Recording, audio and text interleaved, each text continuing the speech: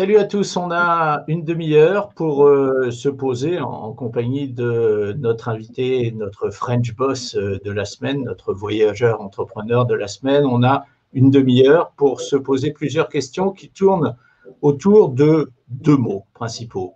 Entrepreneuriat d'un côté, humanitaire de l'autre, et savoir si ces deux mots sont complémentaires l'un de l'autre, savoir s'ils sont compatibles, et puis en filigrane, bien sûr, la question qu'on va se poser, c'est de savoir ce qu'est exactement l'entrepreneuriat en matière d'humanitaire. Et pour ce faire, eh bien, on va tout de suite se rendre à Madrid, retrouver celui qui va être avec nous pendant une demi-heure. Éric Mangin, bonjour. Bonjour.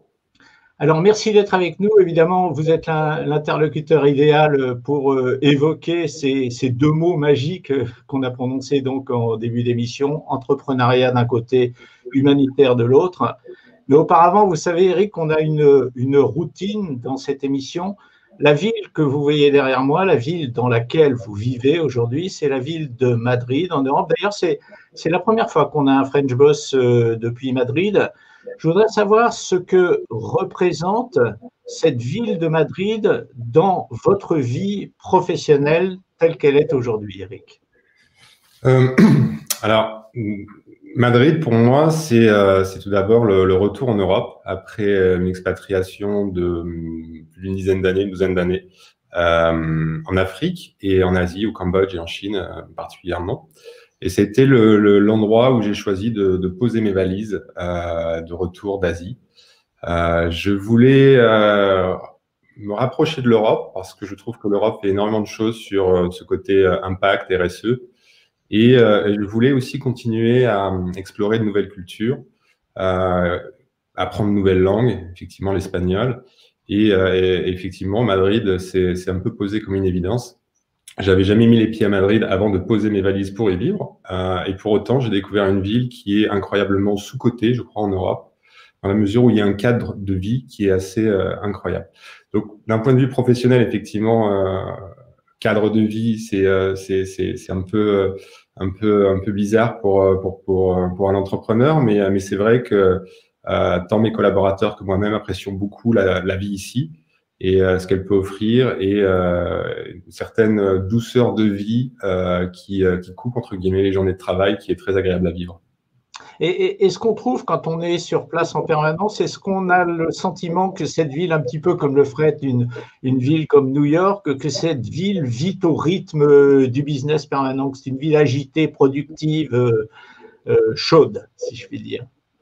Alors, bonne question. Alors, c'est pas New York. Je connais un peu New York, mais j'ai beaucoup vécu à Shanghai, où c'est une ville qui est complètement dédiée au business et à l'effervescence business. Donc, on n'est pas dans cette thématique-là. Les gens prennent le temps de vivre, mais le temps de travailler aussi. Et je trouve que d'un point de vue productivité, les gens sont incroyablement capés ici. C'est-à-dire qu'ils ont des vernis, des très très bonnes écoles à Madrid, l'IE par exemple. Et donc en fait, on a la chance de travailler avec des gens qui travaillent bien, mais qui ont cette conception de la vie qui est de profiter quand même, temps de famille, temps avec les amis. Prendre un verre le soir en terrasse. On a la chance d'avoir 300 jours de beau temps par an. Donc effectivement, tout ça mis bout à bout fait que c'est peut-être moins, je dirais, il y a sans doute beaucoup moins d'opportunités parce que ça reste un petit pays, donc il y a beaucoup moins d'opportunités qu'on peut en avoir à Shanghai où toute seconde est une opportunité pour faire quelque chose. Mais cela étant, je trouve qu'il y a quand même des opportunités ici assez sympas. Alors, vous parlez beaucoup de Shanghai, Eric. Donc, avant Madrid, il y a eu, vous l'avez dit, le Sénégal, donc l'Afrique. Il y a eu le Cambodge, il y a eu la Chine, donc l'Asie. Aujourd'hui, c'est l'Europe. Quel est le trait d'union entre, si ce n'est ces pays-là, en tout cas ces continents-là, en termes de vie professionnelle? Quels sont les points communs pour vous? Alors, pour moi, en fait, ça a été un trait d'union, en fait, effectivement, comme vous le disiez en introduction, j'essaye de saisir l'entrepreneuriat comme un vecteur de redistribution des richesses et donc de contribution au bien commun. Et toutes les expériences qui ont été très différentes. En Afrique, j'étais biologiste, environnementaliste. Au Cambodge, j'ai fait des projets militaires et j'étais consultant en socio-économie pour la Banque mondiale. En Chine, j'étais directeur financier et DRH pour une industrie chimique assez importante. Et depuis lors, je suis entrepreneur social, je dirais. Et donc, tout a été pour moi une découverte et me permettre finalement par l'expérience de mieux comprendre, entre guillemets, eh bien, le côté humanitaire, environnemental des choses, et puis bien évidemment le côté économie traditionnelle, je dirais, et de pouvoir finalement les lier les unes avec les autres pour pouvoir proposer des solutions qui sont un peu holistiques, et qui permettent finalement d'adresser et l'entrepreneuriat et la redistribution pour le bien commun. Alors, ce qui frappe quand on regarde effectivement votre CV, c'est de voir ce que j'appellerais de l'éclectisme. C'est à vous de me le confirmer ou pas. Vous avez eu des jobs de directeur financier, donc là on touche directement au nerf de la guerre. Et puis vous avez eu d'autres jobs beaucoup plus humanitaires. Comment vous vous dépeindriez, vous, Éric Mangin, aujourd'hui à la fin de l'année 2020? Bah, c'est vrai que j'ai plusieurs facettes et plusieurs cordes à mon arc. Je crois que le vecteur, le moteur principal, c'est la curiosité. Et puis le courage de prendre des opportunités qui se présentaient à moi en me disant tout simplement why not, pourquoi pas, c'est possible. Je crois que je suis un peu le produit de toutes ces expériences où j'ai beaucoup appris et qui me permettent peut-être d'avoir une vision, je dirais, transversale sur les choses. Donc, en partant de l'économie traditionnelle, celle qui est beaucoup plus, je dirais, conservatrice, celle de la chimie, par exemple, si on regarde l'entreprise pour laquelle j'ai travaillé, à ce qui est fait d'un point de vue plus social et environnemental avec des grosses organisations comme la Banque mondiale, et puis à des projets qui sont beaucoup plus, je dirais, proches des gens ou proches des écosystèmes dans lesquels il y a des choses à faire.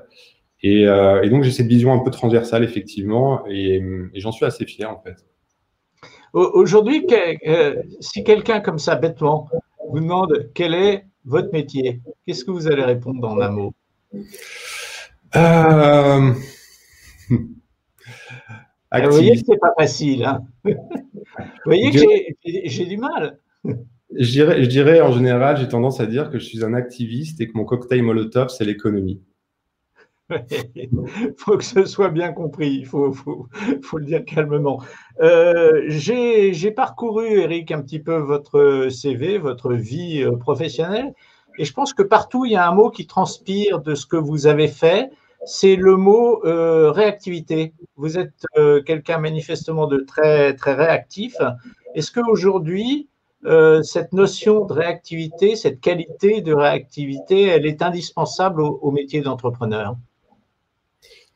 Oui, je crois que la réactivité est quelque chose de fondamental, ne serait-ce que on s'en rend compte aujourd'hui avec le Covid qui est encore présent, mais également les enjeux climatiques qui sont devant nous et qui seront des problèmes assez majeurs.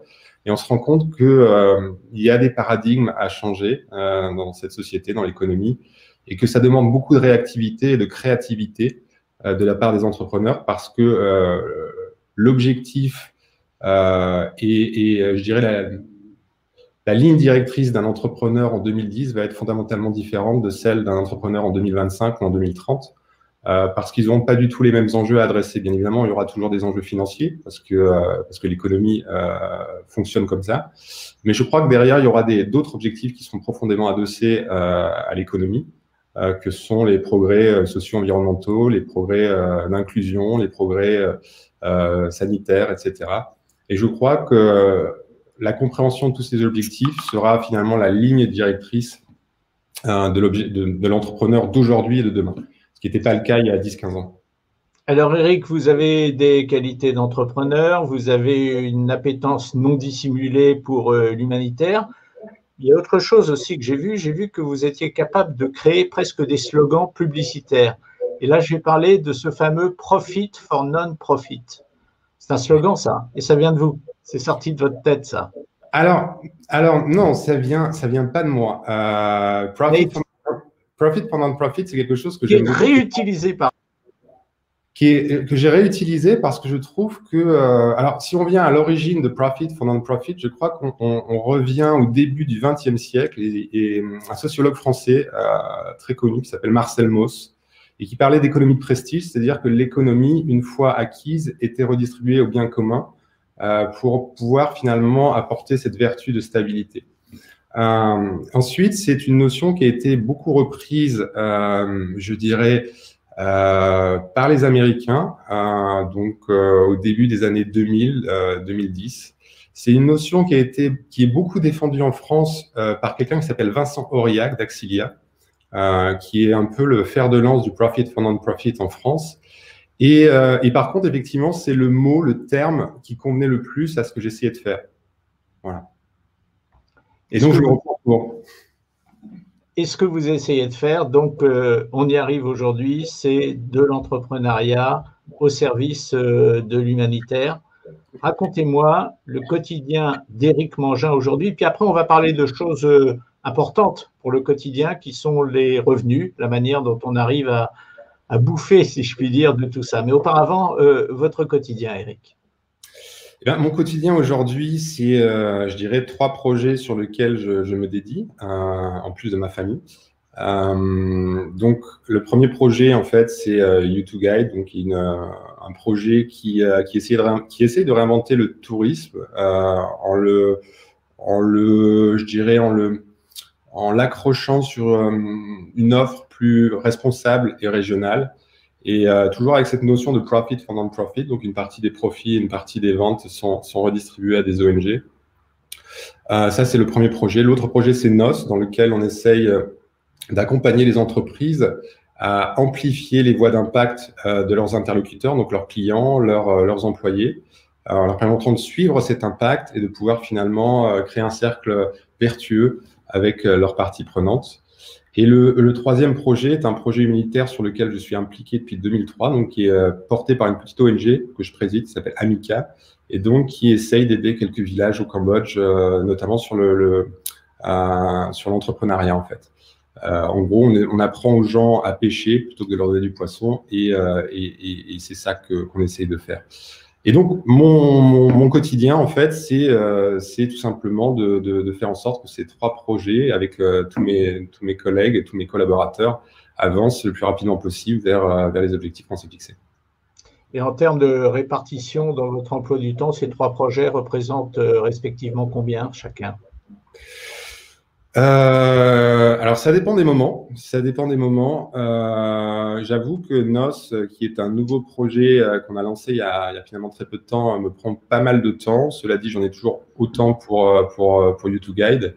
NOS, pardonnez-moi Eric, je vous interromps. NOS, on précise, c'est la société que vous avez créée la plus récente, la plus récemment. Absolument. Absolument. Pardonnez-moi, je vous ai interrompu. Donc, continuez donc sur la répartition de ces différents boulots dans votre emploi du temps. Alors, pour moi, c'est plus des passions que des jobs. Donc, c'est vrai que je compte pas mon temps et j'ai tendance à travailler 6-7 jours par semaine. Et pour autant, je vais essayer, en fait, selon les semaines. Donc, c'est un peu variable. Je dirais qu'en ce moment, je suis à 60-70% sur NOS, 20% sur U2Guide, parfois 30%. Et puis, il reste quelques pourcentages pour Amica, qui sont des projets qui tournent déjà depuis pas mal de temps. Donc du coup, c'est vrai que ça demande un peu moins d'efforts. Alors, on va parler de NOS, puisque c'est effectivement 70% de votre temps. Est-ce qu'on en dira autant de vos revenus? Est-ce que NOS, c'est 70% de vos revenus?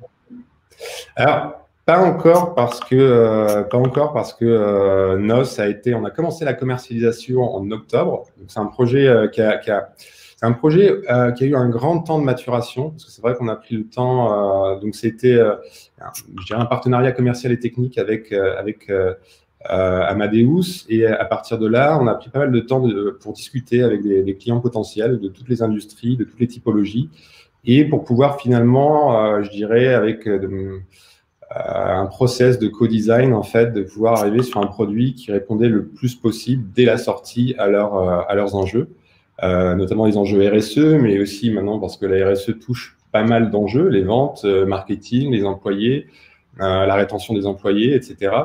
Donc, en fait, c'est un projet qui a pris pas mal de qui a pris du temps en termes de maturation, qu'on a sorti seulement en octobre, enfin commercialisé en octobre. Et c'est vrai qu'on a signé pas mal de premiers clients dès le premier mois, donc ce qui est plutôt encourageant. Donc effectivement, en termes de revenus, c'est pas encore le projet qui fonctionne le mieux, mais c'est un projet qui est qui m'a l'air extrêmement solide et qui est sur une très très belle dynamique en tout cas. On va essayer d'aller plus loin dans ce projet de noces, essayer d'expliquer véritablement, parce que c'est vrai que c'est pas forcément évident à comprendre de l'extérieur. Vous êtes plongé là-dedans à longueur de journée, nous, ça n'est pas notre cas. Expliquez-moi un petit peu ces projets pour lesquels vous signez des sociétés. Quel est exactement le service que vous apportez? Expliquez-nous ça. Avec précision. Aujourd'hui, les sociétés parce qu'elles sont faites d'hommes et de femmes, ont envie de bien faire. Elles ont envie d'apporter quelque chose de tangible pour la société et la planète. Parce qu'elles sont faites d'hommes et de femmes qui ont ça à cœur, entre guillemets. Tous les chiffres le démontrent. Partant de là, elles essayent de faire quelque chose en général, mais elles le font de manière un peu unilatérale. Elles le font en général en se disant, OK, on va essayer de faire tel projet, on va essayer de sélectionner tel projet, on n'a pas forcément l'expertise, mais on va essayer de le faire et on va espérer que nos clients et que nos employés soient contents. Et nous, en fait, on essaye de changer un peu les règles du jeu et de dire, mais pourquoi vous, l'entreprise, vous ne seriez pas finalement le sponsor de vos parties prenantes? Pourquoi vous ne seriez pas un partenaire qui, plutôt que d'espérer finalement que les clients et les employés embrassent la cause que vous essayez de mettre en place, pourquoi vous ne seriez pas finalement le sponsor, le partenaire complice qui leur permettrait d'amplifier leur voix et de leur permettre d'être le changement qu'ils voudraient voir dans ce monde sur tout un tas de thématiques, la reforestation, la biodiversité, la santé, l'éducation, etc., etc.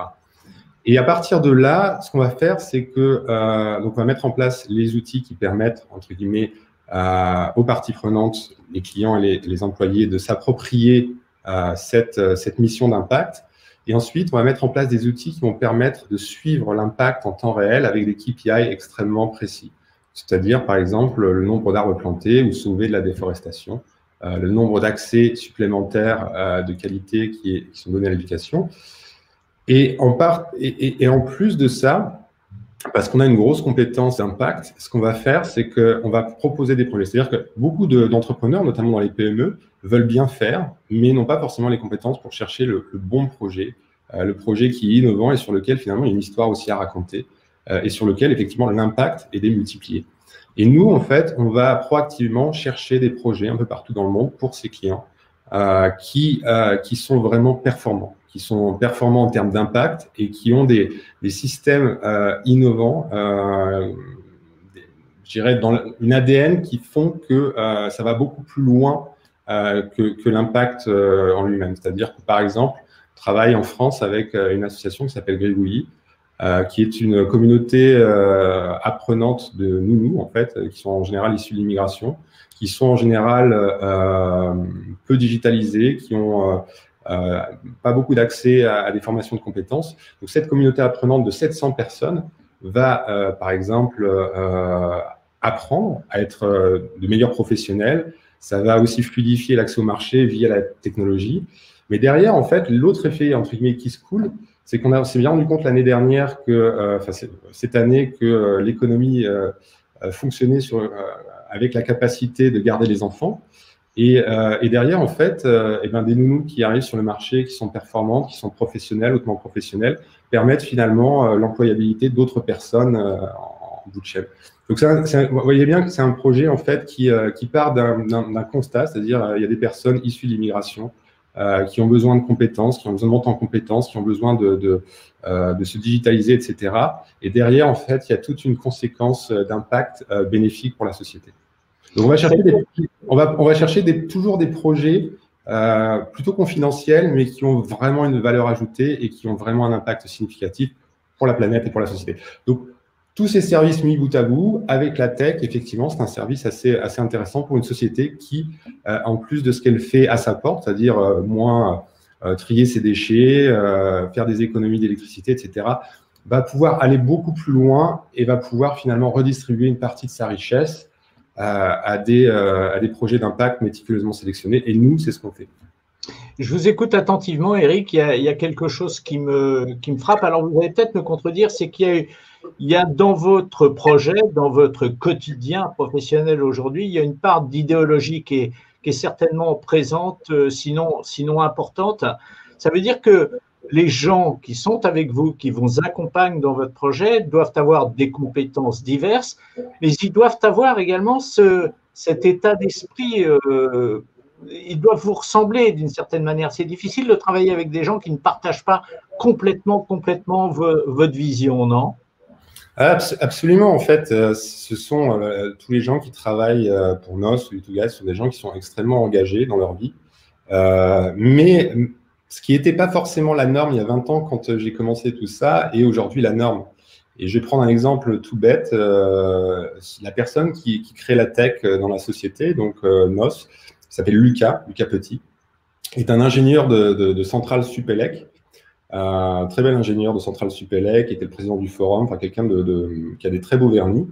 Et cette personne nous a rejoint parce que son projet professionnel était « Ok, je peux aller travailler chez Total, chez toutes les entreprises du CAC 40, mais ce que je veux, c'est que mon travail ait une conséquence tangible sur la planète et la société. » Je crois qu'en fait, encore une fois, il y a 15-20 ans, ce n'était pas forcément la norme. Aujourd'hui, ça devient la norme. Et pour exemple, ça, ce sont des chiffres, 76% des millennials, donc les millennials, c'est 75% de la force active en 2025, donc demain. Et donc, ces millennials, 76% pensent que l'impact, la mission à impact d'une société, donc la mission socio-environnementale d'une société, est plus important que le critère du salaire. Ouais. Donc, oui, pardonnez-moi, allez-y, Eric. Oui. Donc, on voit bien qu'en fait, c'est pas si difficile je pense que c'est beaucoup plus facile pour moi de trouver des collaborateurs qui partagent cette éthique, cette philosophie, que de trouver des collaborateurs qui ne partageraient pas cette vision. Eric, vous parlez de salaire. Comment vit aujourd'hui Eric Mangin financièrement? Est-ce qu'il vit bien? Je ne vais pas rentrer dans le détail, je ne vais pas vous mettre mal à l'aise, mais est-ce que vous vivez bien aujourd'hui, Eric?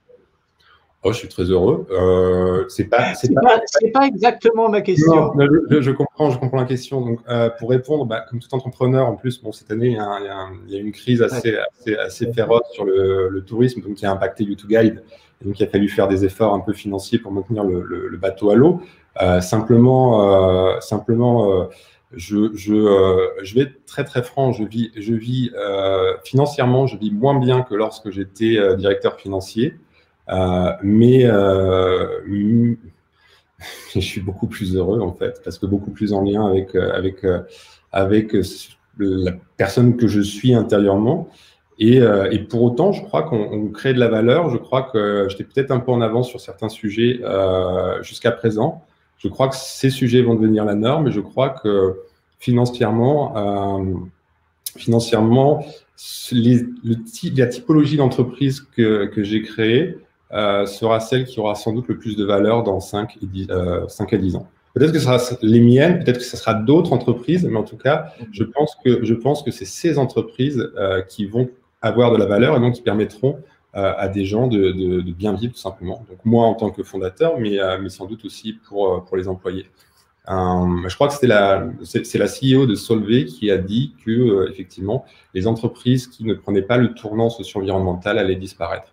Et beaucoup de gens s'accordent à le penser et à le dire. Eric, vous gagnez moins d'argent, on l'a bien compris, qu'à l'époque où vous étiez salarié et directeur financier, mais ça ne veut pas dire pour autant que vous n'ambitionnez pas de retrouver ces niveaux de revenus que vous aviez à l'époque, ou est-ce que vous êtes orienté dans une autre démarche qui comble plus l'homme que vous êtes, comme vous le dites, que l'homme, que ça ne lui rapporte de revenus, pardonnez-moi. C'est pas très clair.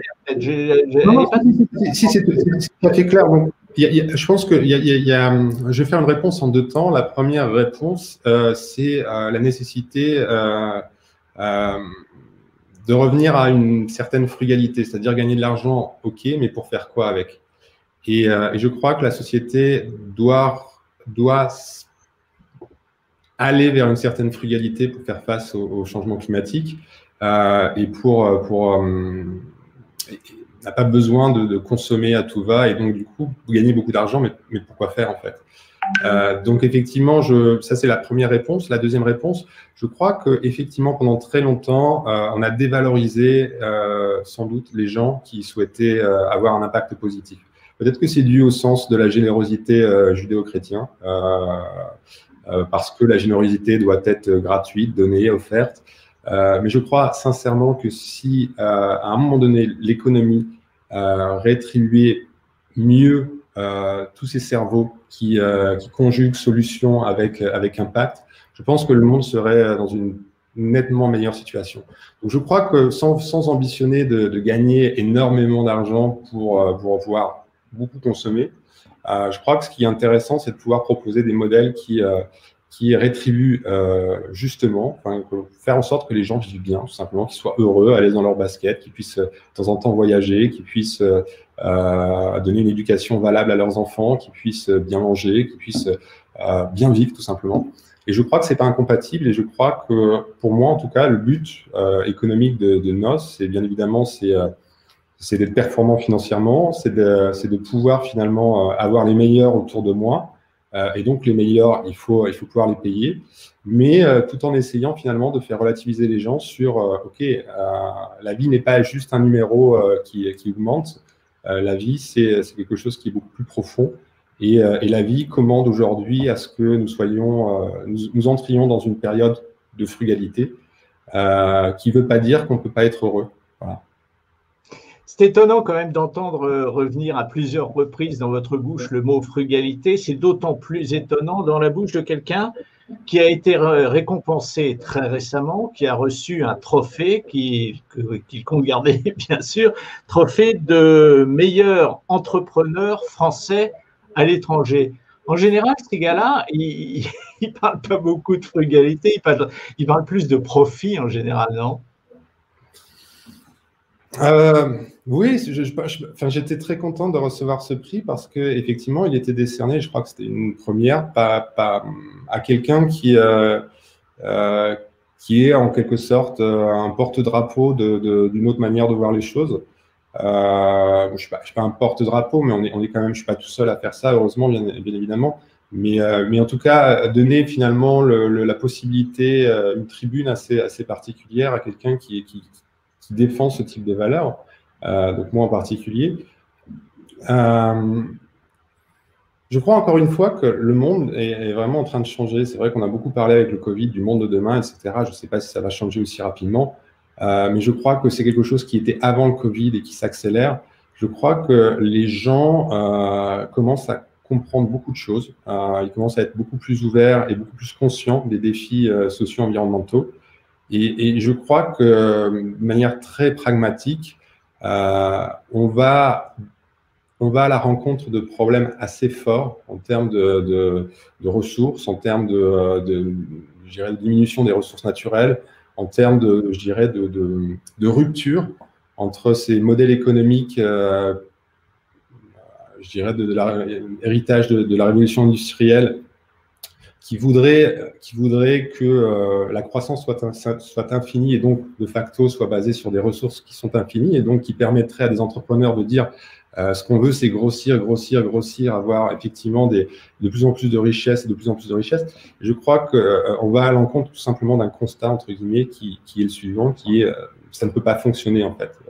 De toute manière, les ressources sont quasiment épuisées sur beaucoup de choses et donc on doit repenser un peu tout ça. Et je crois que effectivement, peut-être que je suis avec beaucoup d'autres un peu pionnier dans ce type de pensée, mais je crois que ça va devenir la norme. Et je crois que la frugalité ne sera pas quelque chose entre guillemets de hippie, de décalé, mais je crois que ça va devenir la norme parce que ce sera la condition nécessaire à travailler.